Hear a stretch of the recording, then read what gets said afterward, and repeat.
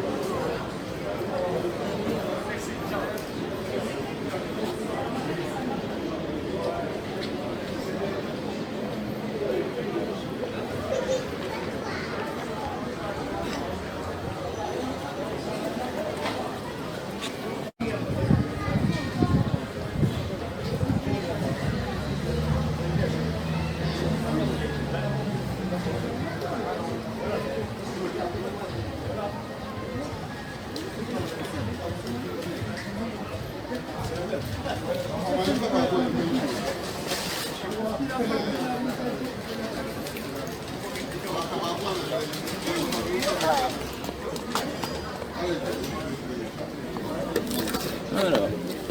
Livre Le cancer croquant. C'est ce livre Le cancer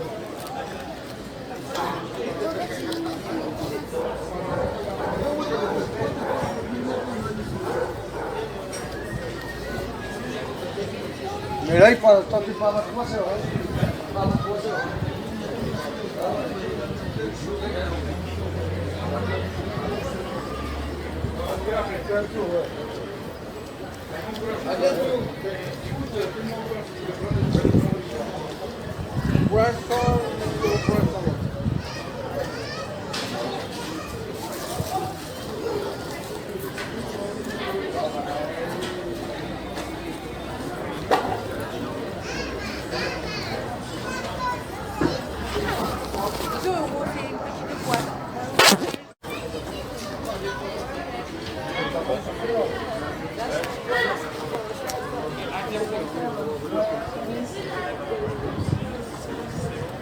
Vous avez le chargeur de celle-là ou pas? Ah oui. Elle marche? Je sais pas, j'ai pas le chargeur. Oui,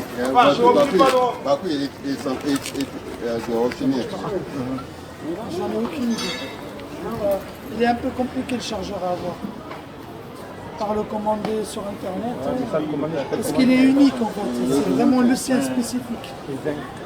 Non, je peux pas. Là, si j'avais le chargeur complet, je peux l'avoir sur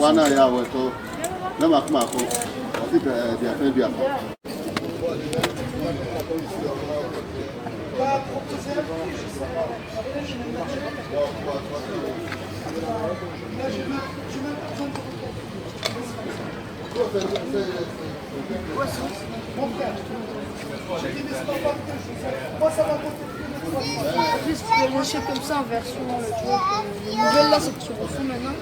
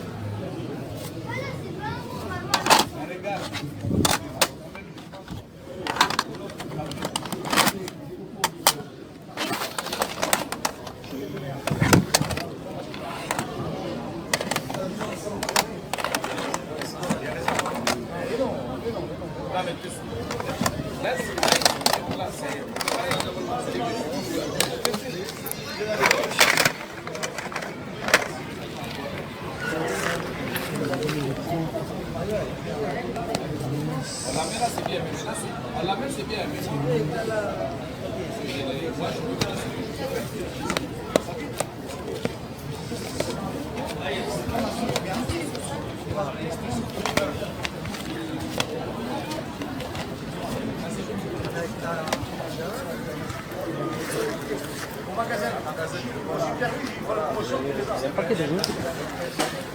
Les DS comme ça, vous les vendez combien? Les DS comme ça. Celle-là, 20 euros. 20 euros. Elles marchent toutes? Tout elles fonctionnent.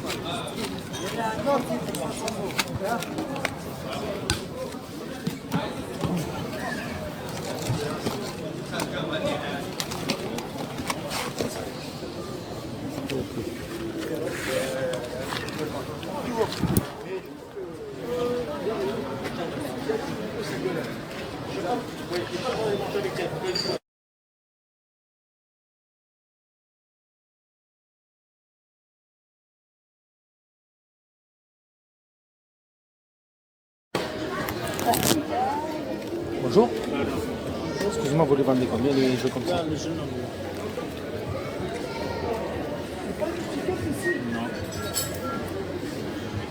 5 euros là. Elle a beaucoup de 15. Elle a beaucoup de 15 euros. Ça, non? Ça. On va la faire à 5. Ça, voilà, 60. Mais il y avait celui-là, il y avait une petite. Comme ça. Ok. C'est pas grave. Le prix, alors. Après, non, on va faire un Je vais acheter la voiture. Il y a combien ici?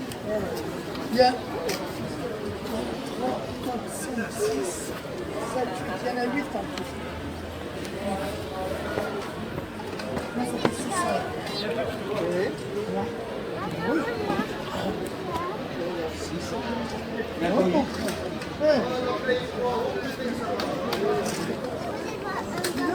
Il est à 100 euros. 100, regarde, 100 euros. Il est à 60, ça fait 160. Et là, il est à 60, ça fait 300 verres. 300 verres. Et là, il est à 100, 400 verres. 400 verres. Et 500. 500. Et là, j'ai compté 100 et 3. Regarde.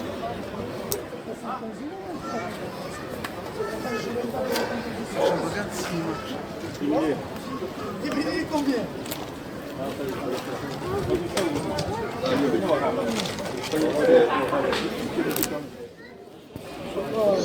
C'est ça, monsieur? Le max 60. Et salut à tous ces cosplayers. Et aujourd'hui on se retrouve avec une nouvelle vidéo. Retour vide-grenier, retour brocante. On va faire le point sur ce que j'ai pu trouver, ce que j'ai pu chiner en vide-grenier. Et vous allez voir, les amis, vraiment, le titre est vraiment pas putaclic. C'est vraiment du rétro à gogo. Il y avait des stands avec pas mal de rétro gaming un peu partout. Il y avait de tout, vraiment à tous les prix. Écoutez, on va faire le point ensemble. Mais je pense que vous allez être étonnés. C'est une très très très belle rentrée vide-grenier. Je suis très très content. J'ai vraiment pas pu tout filmer, je m'en excuse, mais il y avait vraiment beaucoup trop de choses à voir. Je suis arrivé dès l'ouverture du vide-grenier, c'était 8 heures pile. Il y avait déjà beaucoup de monde, mais ce qu'il y a de bien sur ce vide-grenier, c'est que les visiteurs n'ont pas le droit de rentrer avant 8 heures. Il y a des barrières, il y a pas mal d'exposants bénévoles qui contrôlent tout. Donc ça, c'est vraiment chouette. Il y avait quand même pas mal de monde, mais plutôt sur les coups de 9 heures. Mais c'est vrai qu'à 8 heures, bon, il y avait quelques personnes, mais voilà, c'était pas non plus la cohue. Et par contre, par la suite, juste passé 8h30, là, il commençait à y avoir beaucoup de monde. Je vais vous montrer tout ça en images. On va commencer tout de suite avec des jeux de société que j'aime beaucoup. Ce sont les jeux MB. Tout ça, ce sont les jeux de mon enfance.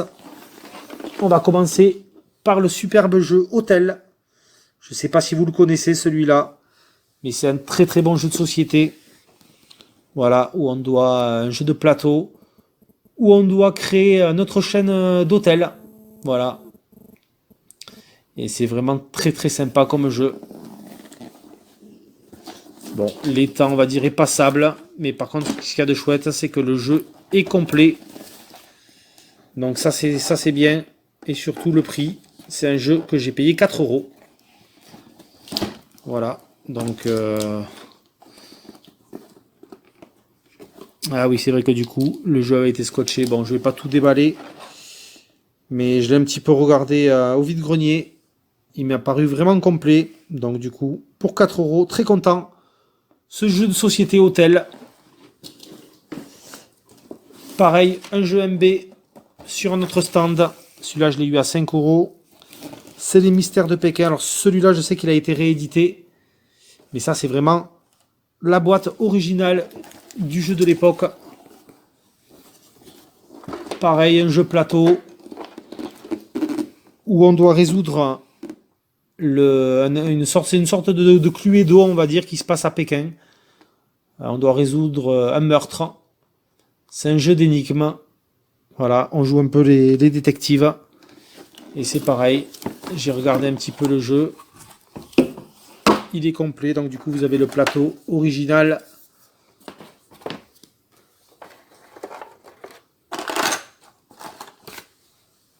Bon, les cartes se sont un petit peu fait la malle. Il y en a un peu dans tous les sens.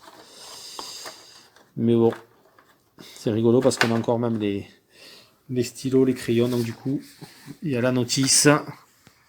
Vous avez le petit cahier avec les énigmes. Toutes les cartes. Les petits cartons des suspects. Voilà, les cartes sont bien présentes. Vous avez tous les jetons, le dé, la petite pub des jeux MB. Bon, enfin voilà. Pour ce jeu plateau, les Mystères de Pékin. Dès que je trouve des jeux de société comme ça, de la marque MB Jeux, ben, si je les ai pas, je me les prends parce que j'adorais ces jeux plateau étant plus jeune. Alors ensuite, bon, ceci pour 2 €. La petite platine du DJ Hero, donc ça c'est la version Xbox 360, et la version PS3 et Wii me semble aussi. Voilà, bon ça c'est la version Xbox 360. Bon, la personne m'a dit qu'il fonctionnait, on verra. Du coup de toute façon pour le faire fonctionner là, il y a un petit compartiment pile, j'avais vérifié, ouais, les piles n'ont pas coulé à l'intérieur, donc déjà ça c'est pas mal. Et puis il faut le jeu DJ Hero, donc du coup sur 360. Pour pouvoir faire fonctionner ce jeu. Donc jeu de rythme, un peu à la Guitar Hero. Donc du coup là vous avez une platine, vous avez des touches et vous pouvez mixer. C'est vraiment sympa. Contrôler le volume. Et là c'était le mode super il me semble. Du coup voilà, pour cette petite platine DJ Hero. On verra si elle fonctionne. Bon, maintenant on va attaquer le vif du sujet. Avec les jeux rétro.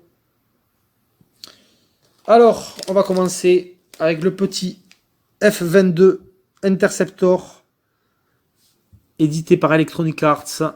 Voilà, jeu d'avion sur Mega Drive. Alors, bien évidemment, hein, il n'était pas vendu avec le petit sachet comme ça, tout propre. Ça, c'est, vous savez, c'est les petits sachets. J'ai fait une vidéo à ce sujet. C'est des polybags, des petits sachets anti-UV. Bien résistant qu'on trouve dans les magasins Action. Et du coup, je vais vous faire une nouvelle vidéo justement sur un autre format de polybag pour les notices Mega Drive. Comme du coup, j'ai rentré quand même pas mal de jeux Mega Drive. Je tenais à protéger les notices. Donc, vous aurez d'ici 15 jours à peu près une nouvelle vidéo vous montrant ces polybags. Donc, du coup, voilà, vous allez voir là les notices des jeux Mega Drive sont protégés, mais ils n'étaient pas bien entendu en vide-grenier. Ils n'étaient pas vendus comme ça. Ça, c'est moi qui l'ai fait juste avant la vidéo. Donc du coup, ce petit F-22 Interceptor, je l'ai payé 1 €. Voilà, donc ça c'était pareil, ça c'était dans des bacs où il y avait plein de jeux en loose, NES, Super NES, il y avait des des doublons, il y avait, enfin, c'était, tout était mélangé. Il fallait un peu chiner, il fallait fouiller. Et puis la personne, c'était vraiment, les prix, c'était un peu n'importe quoi. Ça pouvait être 6 euros un jeu de sport qui est coté 4, alors qu'un bon jeu qui peut coter dans une quinzaine d'euros, elle nous le faisait à 5 euros. Bon, voilà. Donc celui-là, il était en loose, je l'ai payé 1 euro, ce F22. Ensuite, jeu de sport, l'Electronic Arts OK. Voilà. Donc celui-là, je l'ai payé 3 euros. Hop, voilà, parce qu'il est sans notice. Alors généralement, tout ce qui était jeu de sport, jeu un peu populaire, c'était 3 euros, c'était 1 euro en loose. Mais bon, en loose, il n'y en avait pas beaucoup. Après, il y avait quand même pas mal de Sonic. Mais bon, il y avait les cartouches qui étaient cassées et tout. Enfin, de toute façon, Sonic 1, je l'ai en bon état, complet. Et du coup, donc 1 euro les jeux en loose, 3 euros les jeux en boîte, mais sans notice, et 5 euros. Vous voyez là, du coup, la boîte, elle est quand même pas nickel. Elle a un petit accroc ici, elle est cassée à ce niveau-là. Mais bon, on a quand même un jeu en boîte, Mega Drive, même si on n'a pas la notice, pour 3 euros. C'est quand même pas mal du tout.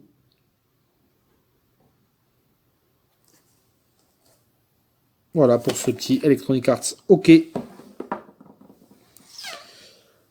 Ensuite, un titre que je n'avais pas, les Schtroumpfs autour du monde, sur Mega Drive. Pareil, donc du coup, celui-là, je l'ai payé 3 euros. Très content de cette rentrée. J'aime beaucoup les Schtroumpfs, jeux de plateforme, vraiment excellent.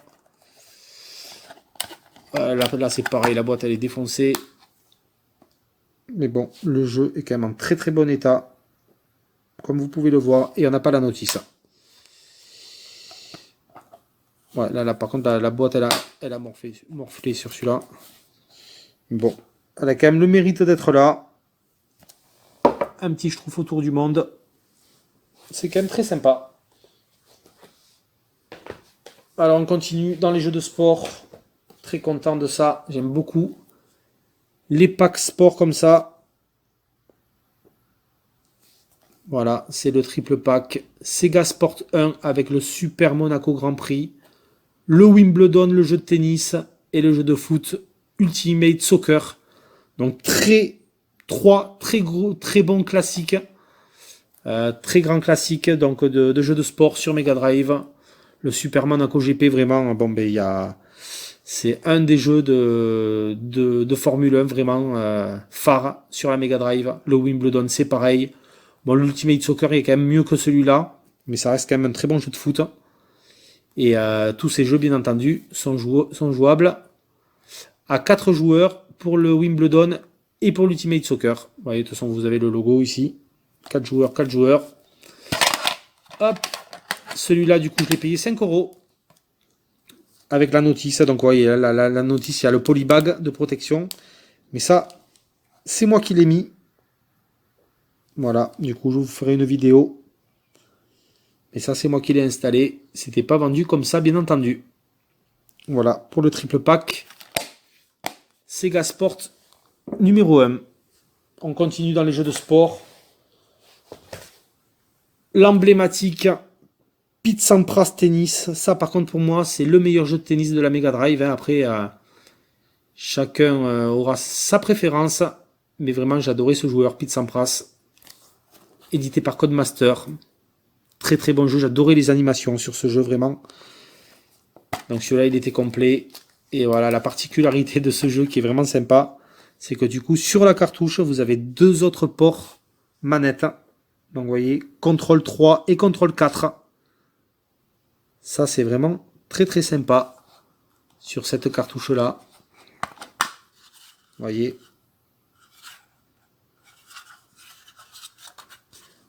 Codemaster, donc c'était vraiment la particularité de ce Pete Sampras Tennis, de pouvoir jouer à 4 directement en branchant les 2 autres manettes sur la cartouche. Voilà, donc du coup, la notice qui est ici protégée.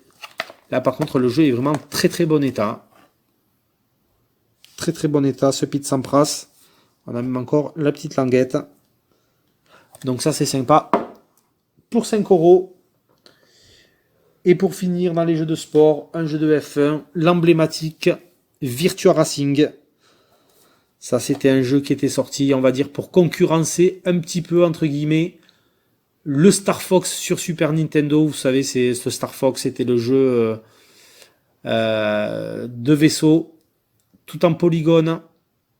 Bon, maintenant c'est vrai que ça pique un petit peu les yeux. Mais ça reste très sympa. Donc ils avaient sorti un petit peu un jeu de Formule 1 avec cette technologie. Voilà, le Virtua Racing. Ça, c'était des graphismes qui étaient vraiment, pour l'époque, c'était quand même assez révolutionnaire, je me souviens. Quand j'avais vu les premières images sur les magazines de jeux vidéo, étant plus jeune. Malheureusement, sur celui-là, je suis un peu déçu. Il n'y a pas la notice. Vous voyez, alors du coup, je crois qu'il y avait une puce un peu spécifique dans les cartouches. Vous voyez, la cartouche est beaucoup plus grande.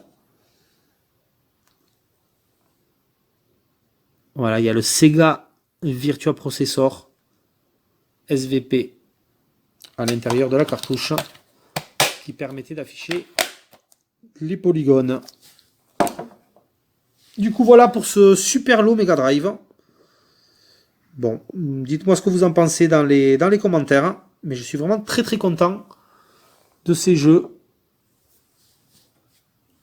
qui rentrent dans la collection Sega Mega Drive. Bon, ensuite, des petits jeux à 2 € sur le même stand. 2 jeux Xbox. L'emblématique Fable. Voilà, c'est une exclue Xbox. Bon, ça c'est un jeu qui n'est plus à présenter. La série Fable, vraiment superbe. Un jeu que j'avais fait, bien entendu, étant plus jeune. Et je l'avais revendu pour m'acheter un autre jeu Xbox à l'époque. Donc très content de l'avoir trouvé à petit prix. Je cherchais vraiment à avoir la pochette originale, pas l'édition classique. Voilà, il est complet pour 2 €. Je suis super content. Un autre très bon jeu, c'est le Kingdom Under Fire Heroes. Voilà, exclusif Xbox aussi. Excellent beat'em all.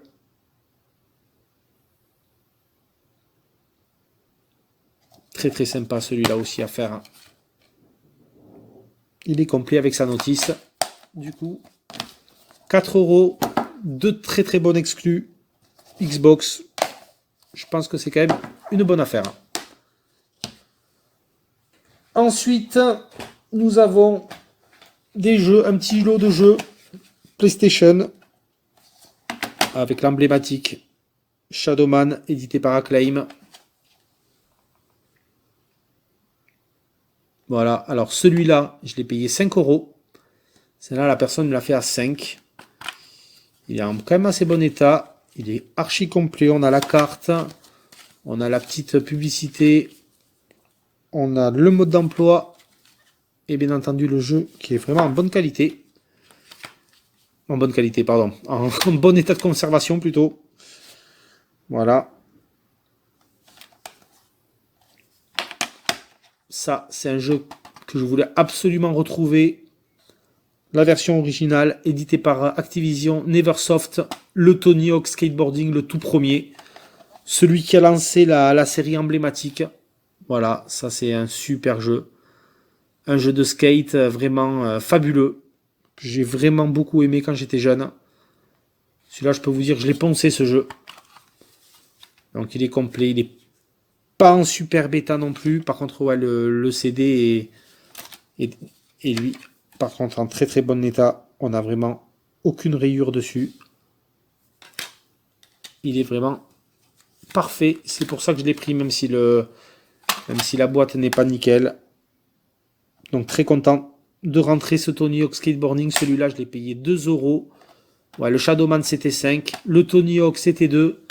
Et 1 € pour le Toka Touring Car Championship en version Platinum. Très bon jeu de course. Pareil, ça c'est un jeu édité par Codemaster. C'est ce qui a lancé aussi toute la série des jeux Toka. Des Touring Car, il y a eu plusieurs volumes. Et après, ça s'est enchaîné. Bon, vous connaissez après tout, bien entendu, la série des Dirt Rally. Tous ces jeux-là, édités par Codemaster de voitures. C'est vraiment ce qui a lancé la série. Très très bon jeu qui utilisait à l'époque la technologie DualShock. Donc là, la manette DualShock venait de sortir et c'était, voilà, vibration fonction compatible. Et quand j'ai essayé ce jeu-là avec la DualShock pour la première fois, bah écoutez, ça a été une claque. Quand on passe avec la voiture sur les vibreurs, ça faisait une sensation vraiment géniale. On avait l'impression, donc en vue première personne, on a vraiment l'impression de s'y croire. Maintenant, bien entendu, on est tous habitués à avoir des manettes qui vibrent. Mais ça, je peux vous dire qu'à l'époque, c'était révolutionnaire. Vraiment, quand il y avait un accrochage, qu'on avait la manette qui vibrait dans tous les sens, on avait les sticks analogiques pour vraiment plus de précision dans les virages.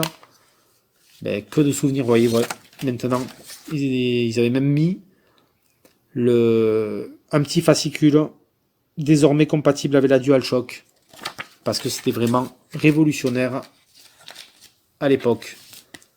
Donc il est complet, ce Toka Touring Car. Malheureusement, le boîtier, vous le voyez ici, est cassé. Mais bon, pour 1 euro, je me suis pris ce jeu pour me rappeler les souvenirs.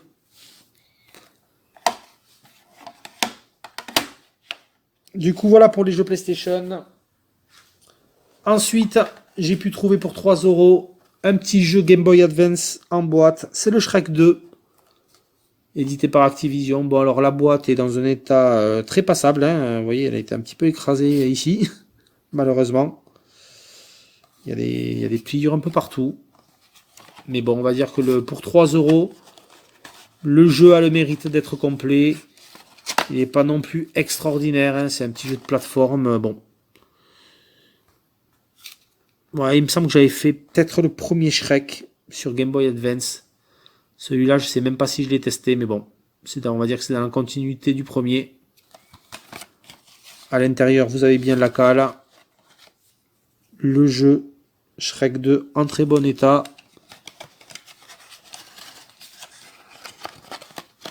Et surtout, il est complet. Vous avez son mode d'emploi.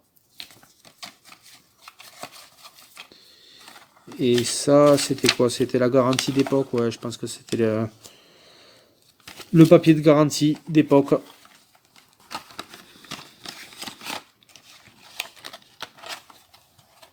Voilà, donc du coup, pour 3 euros, il y avait quelques jeux en boîte. Malheureusement, les boîtes, elles étaient vraiment Sunfade.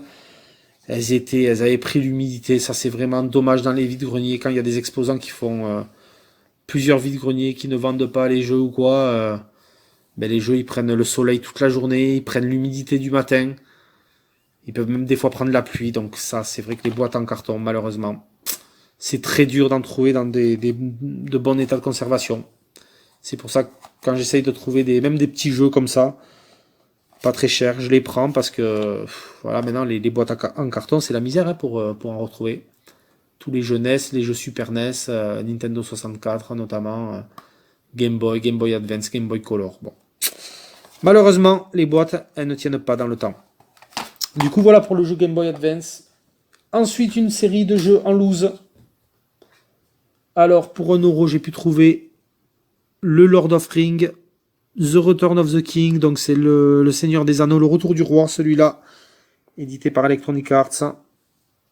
Bon, je vous avouerai, je ne peux pas vous en parler de celui-là, je ne l'ai jamais fait. Il me semble que j'avais les 2 tours, ouais, j'ai les 2 tours. Mais celui-là, sur Game Boy Advance, je ne l'ai jamais fait.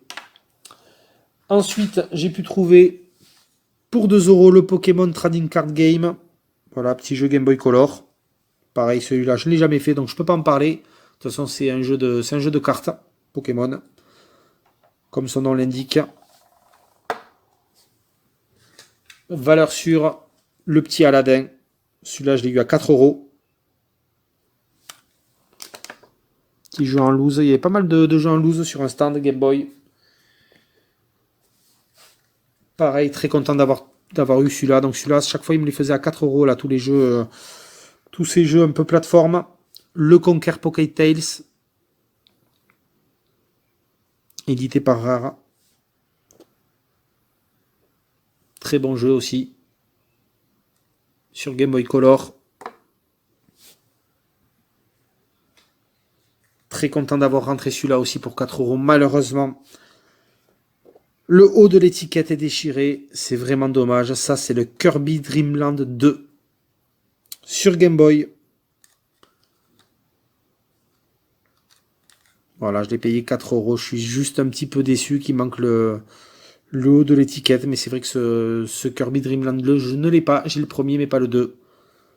Et c'était un petit peu la misère pour le retrouver. C'est vrai que je le voyais jamais passer, même dans les caches. Donc bon, voilà, on va dire que l'état, il est ce qu'il est, mais bon. Maintenant, je l'ai, ce petit Kirby Dream Land 2 sur Game Boy. Et ensuite, pour finir, pour les jeux, un petit jeu en loose, le Yoshi Island DS. Celui-là, je l'ai payé 2 €. Un petit Yoshi Island, très sympa, sur Nintendo DS, en loose, à petit prix. Donc, écoutez, je me le suis pris aussi. Voilà, et pour finir en beauté, avec une petite console portable, vous l'avez vu en vidéo, une petite Game Boy Micro, pink.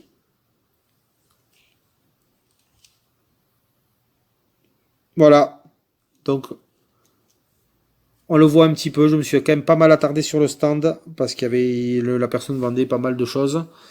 Il y avait quand même beaucoup de monde sur le stand, et il y avait quelques gens qui commençaient à s'intéresser à la Game & Watch, Donkey Kong, que vous avez pu voir, orange. Donc il me semble qu'il la vendait 40 €, et ensuite il vendait les Game Boy, que ce soit la Game Boy Color, donc couleur mauve, et la Game Boy Micro Pink, il en voulait 20 € unité. Et donc du coup, bah, écoutez, j'ai dit à la personne que j'étais intéressé par la Game Boy Micro. Et je voulais savoir justement si elle marchait, s'il avait le chargeur. Donc il n'avait pas le chargeur. Il m'a dit, je sais pas du tout si elle marche. Donc je vous avouerai que j'ai vraiment hésité. Je me suis dit, est-ce qu'elle est là depuis longtemps? Est-ce qu'elle a pris l'humidité ou pas? Bon. L'écran, on va dire, est dans un état passable quand même, ça va, il n'y a pas trop de grosses rayures dessus. Juste des petites micro-rayures d'utilisation. Après, quand même, la coque est très très propre. Même l'arrière, vous voyez, l'arrière est vraiment très très propre. Il n'y a pas une seule rayure à l'arrière. Là, j'étais vraiment étonné. Les boutons de tranche aussi. Il manque aucune vis dessus. La console est vraiment très très propre. Et voilà, donc du coup j'ai hésité un petit peu, 20 €, bon déjà 20 € c'est déjà quand même un très bon prix. J'ai proposé 15 € à la personne, et la personne m'a dit, allez d'accord. Voilà. Maintenant, quand on achète ce genre de console en vide-grenier, on ne sait pas si ça fonctionne ou pas. À l'heure qu'il est, je sais si la console fonctionne, parce que c'est la première chose que j'ai fait en arrivant. Bon, donc bien entendu, quand j'ai essayé d'allumer la console en vide-grenier, bon, la console ne s'allumait pas, hein, puisque du coup, la personne n'avait pas le chargeur. Mais du coup, moi, des chargeurs de Game Boy Micro, j'en ai 2. Du coup, j'ai testé. Et puis, vous aurez la réponse dans mon crash test console de vide-grenier. Voilà, je vous laisse la surprise. Je ne vous dis pas si la console fonctionne ou pas. Est-ce que finalement 15 € c'est une excellente affaire ou pas? Voilà, je vous fais la surprise. Je vous donne rendez-vous mercredi prochain. Je vous fais le crash test console de vide-grenier de cette Game Boy Micro Pink. Et on verra ensemble si elle fonctionne ou pas.